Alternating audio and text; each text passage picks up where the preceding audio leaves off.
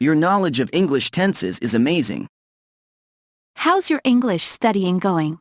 Is there anything specific you're finding difficult? Well, I'm really struggling with English tenses. I find them quite challenging to understand and use correctly. I can understand why tenses can be tricky. Don't worry, though, I can help you with that. Let's dive deeper into the different tenses. We've covered the present, past, and future tenses. Now, let's focus on the perfect tenses. The present perfect tense is used to talk about past actions or experiences that have a connection to the present. For example, I have visited Paris twice in my life. I think I'm starting to understand. So, the present perfect is like talking about past actions with a relevance to the present moment. Exactly, Lucy. And there's also the past perfect tense, which is used to describe an action that happened before another action in the past. For instance, she had already finished her work when I arrived. Got it. The past perfect tense helps show the sequence of events in the past. You're catching on quickly, Lucy. Lastly, we have the future perfect tense, which is used to express an action that will be completed before a specific point in the future. For example, by next month, I will have learned all the English tenses. The future perfect tense helps us talk about actions that will be finished before a future time. I think I'm starting to feel more confident about tenses now. That's wonderful to hear, Lucy. I'm glad I could help clarify things for you. Your knowledge of English tenses is amazing. I admire how well you explain everything. Thank you for taking the time to teach me. I'm glad I could help. Teaching and sharing knowledge is something I enjoy. But remember, it's also important to practice using the tenses in real-life situations. That's where you'll truly improve your understanding and fluency. Absolutely. I'll definitely practice using the tenses as much as possible. By the way, how are you studying English? You seem to have a strong grasp of the language. Well, I have been studying English at a language school. The teachers there have been guiding me and providing me with a structured curriculum to follow. It's been immensely helpful in my language learning journey. That's great. Having teachers to guide you definitely makes a difference. I wish I had that kind of support too. Don't worry, you have access to resources and support too. I would recommend reaching out to the English teachers at your school. They can provide valuable guidance and assistance. They have a wealth of knowledge and experience to help you navigate through the challenges you're facing with English tenses. That's a good idea. I'll definitely approach the English teachers at my school for help. Thank you for the advice. You're welcome. Remember, learning a language takes time and practice. Don't be discouraged by challenges. Keep seeking guidance, practicing, and never hesitate to ask questions. You're doing great, and I have no doubt you'll overcome the difficulties with English tenses. Thanks. I appreciate your support and encouragement. I'll keep pushing forward and seek the help I need. Your guidance has given me a boost of confidence. I'm happy to have been of assistance. Keep up the hard work, and I'm sure you'll excel in your English language learning. If you ever need any further help or have more questions, feel free to reach out to me. Good luck. Thank you once again. I'll definitely reach out if I need any more assistance. Your support means a lot to me. I'll continue striving to improve my understanding of English tenses. Tenses can be a bit tricky. Good morning, Mr. Johnson. I have a question about the use of tenses in English. Can you help me understand them better? Good morning, Lucy. Of course, I'd be happy to help. Tenses can be a bit tricky, but with practice, you'll become more comfortable using them. What specifically would you like to know? Well, I often get confused about when to use present simple and present continuous tenses. Could you clarify that for me? Absolutely. The present simple tense is used for general truths, habits, and permanent situations. For example, I live in New York. Or, she always goes to the gym. On the other hand, the present continuous tense is used for actions happening right now or around the present moment. For instance, I am studying for my exams, or, she is talking to her friend on the phone. I think I understand the basic difference now. But what about past tenses? How do I know when to use past simple or past continuous? Good question. The past simple tense is used for completed actions in the past. For example, I visited my grandparents last weekend, or, she finished her project yesterday. On the other hand, the past continuous tense is used for actions that were in progress at a specific time in the past. Like, I was studying when the phone rang, or, they were playing football when it started raining. I see. It's becoming clearer now. Are there any other tenses I should be aware of? Yes, indeed. We also have the future tenses such as the future simple, future continuous, and future perfect. These tenses are used to talk about actions or events that will happen in the future. For example, I will go to the party tomorrow.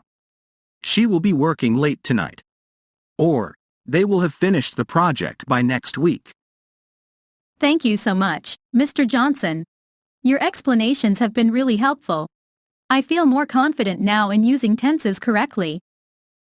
I'm glad I could assist you. Remember, practice is key. So keep practicing and using different tenses in your conversations and writing. Don't hesitate to ask if you have any more questions. I'm here to help you along your English learning journey. I will, Mr. Johnson. Thanks again for your time and guidance. I appreciate it. You're welcome, Lucy. Good luck with your studies, and keep up the great work. I use incorrect grammar in conversation. Hi, Mr. Johnson. I hope you're doing well.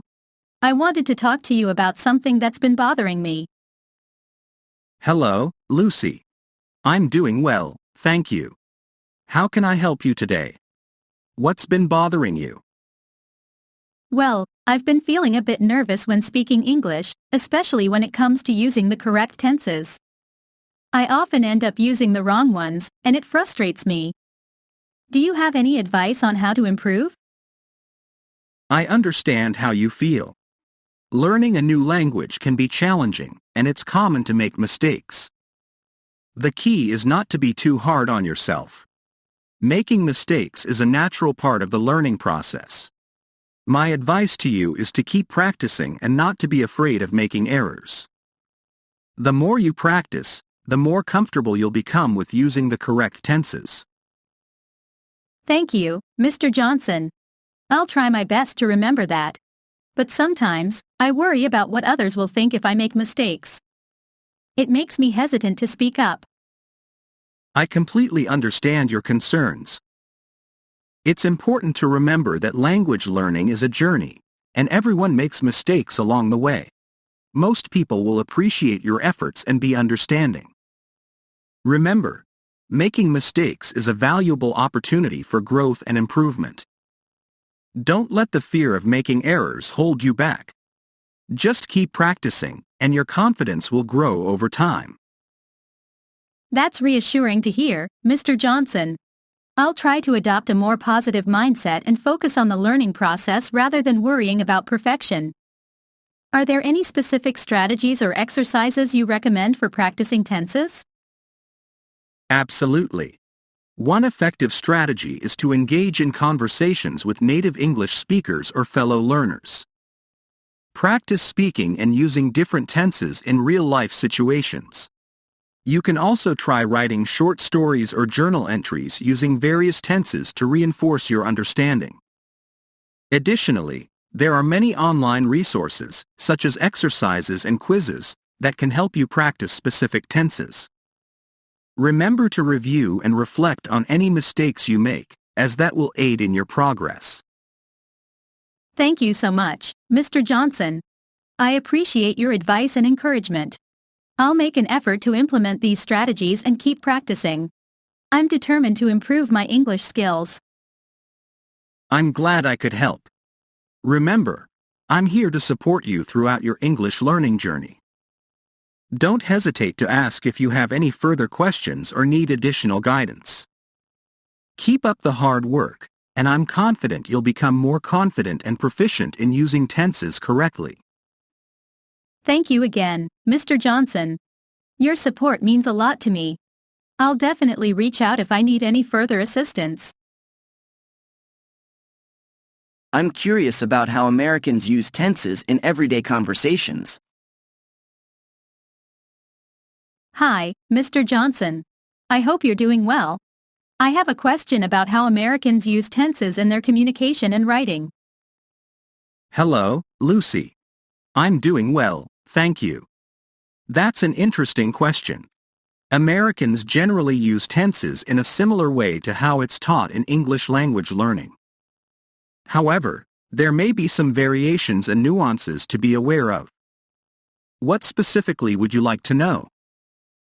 Well, I'm curious about how Americans use tenses in everyday conversations. Are there any common tendencies or patterns I should be aware of?